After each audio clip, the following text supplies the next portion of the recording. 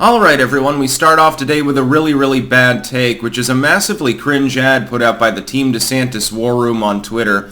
Link in the description if you want to see it. It's basically ratioed. It's right on the razor's edge with regards to likes and replies and seems to be going back and forth a bit. It's a very narrow margin.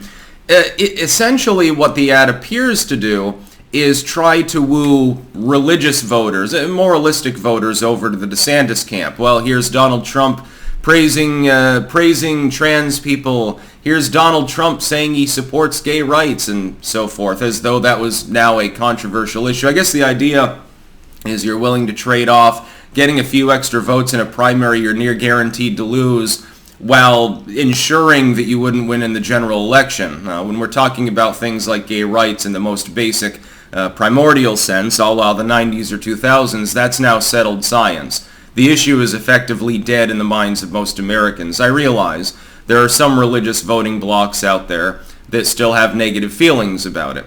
But when you're trying to run an election, you have to be pragmatic and read the room. And that's the problem with this ad. Now, of course, I support the right of people who are gay to get married. The modern culture war has gone way beyond that. It has nothing to do with consensual adult activities or property contracts. It has to do with perverts wanting to twerk in front of 8-year-olds. These are apples to oranges situations, and it is admittedly the left's fault that they're being conflated and that you have a culture war at all, because they're the ones that are pushing that particular issue. The right wing is not in that sense responsible for the kerfuffle. But you got to read the room. So when I see an ad like this that takes years-old Trump quotes completely out of context and mashes them together with, hyperbolic music, and then has Ron DeSantis, and they're trying to do like a Dark Brandon thing almost. It's like Elizabeth Warren's meme team or something. Fucking look at the ad for yourself. Over-the-top music and, Chad and all of this other shit. Random memes thrown together for apparently no goddamn reason whatsoever. I can now say with a straight face that DeSantis has absolutely no chance of becoming the President of the United States. A man that as little as a few months ago I said I thought would make a great running mate for Trump and then in 2028 would make a perfectly fine presidential contender, has simply made mistake after mistake after mistake, and that's really the problem. In his fervor to try to get ahead of the pack, and I guess cement at least a second place finish, which now I think is probably the best case scenario for Team DeSantis.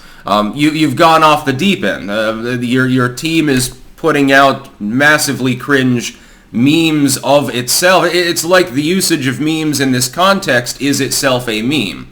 It's a self-own. We've seen it before, by the way, now haven't we? We saw this for Elizabeth Warren is probably the best example, although the meme team was at least organic in nature. That wasn't even a paid group. Nobody had to pay them to put out, I think in the end, 2 cringy memes, which again, themselves became the joke. When the joke is your jokes, you know that you've self-owned, and that's exactly what I'm seeing here. Ron DeSantis should really come out, get ahead of this one, and address it and say, well, I didn't pay for that ad. These are fans of mine, and I don't necessarily endorse everything that they're saying.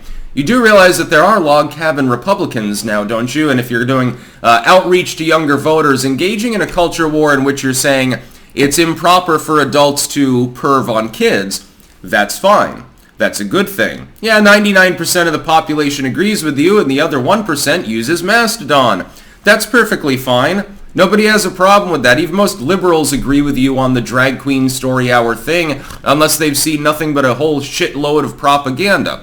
When you then, though, do the mission creep thing, and you try to cast Ron DeSantis off as the principled conservative on the issue, but your message is effectively Trump has done something wrong by not really caring whether gay people get married or something to that effect, or having a friendship or at least used to with Jenner.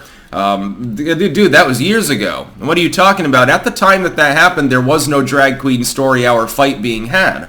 The context is entirely missing. You're talking about stuff from the mid-2000s. It's 2023. The left has massively overstretched on this particular issue. Overstretching in response to it is exactly what a loser Republican does. This is what the Republicans did on abortion, for example. It's fine that Roe v. Wade ended, because the Republicans had largely campaigned on it being a states' rights issue. We're simply saying that it's not a federal power.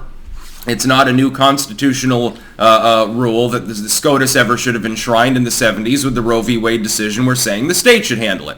That was a winning line. The left had overstretched massively on the issue, especially in Virginia, and was telling people in no uncertain terms, we're fine with third trimester abortions.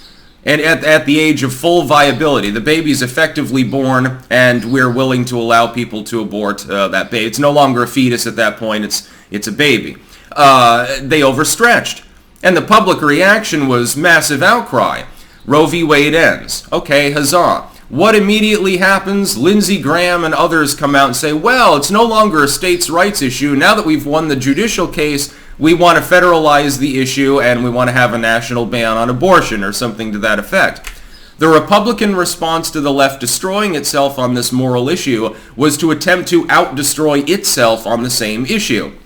And that overstretching, which is not pragmatic, it doesn't win elections. It can win you a primary if you have any viability. I don't know that Little Ron at this point fulfills that particular descriptor. Yeah, I can help you at the primary, but you lose the general. What's the fucking point? You don't take office.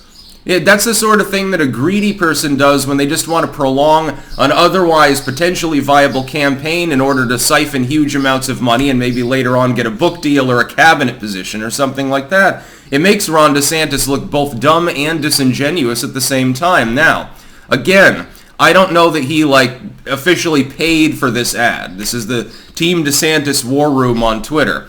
I don't know that he is directly involved with, or someone associated directly with his campaign is associated with running the account. But when you're going to make a political ad, you should read the room. How are people going to take this? If I look at the ratio on this, many people dislike it. It alienates people who tend to support Trump because you're effectively lying flat out by using clips of him that are massively out of sync with reality and have nothing to do with the current culture war with regards to the T in LGBTQ plus MAP. The MAP part definitely plays a role. And drag story hour and stuff like that.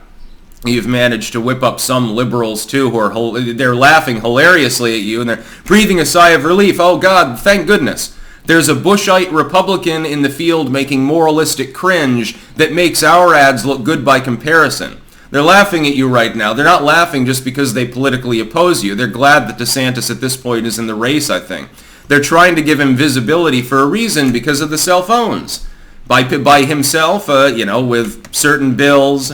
He failed in his war on Disney, although I will point out there is one thing in this particular ad and that DeSantis has hammered home. Trump is wrong on the Disney issue. We'll give Ron DeSantis credit for that one. But boy, oh boy, is this one hell of a mess up. Again, you're getting near ratioed for a reason. And it isn't because of the evil MAGA trolls dogpiling us. I have seen that cope as well, Ron. It's very much evident on Twitter especially, which we'll be talking about later in the context of data limitations and other spooky sounding things, and a little bit of legacy media propaganda, of course, as well. That's about all. Peace out.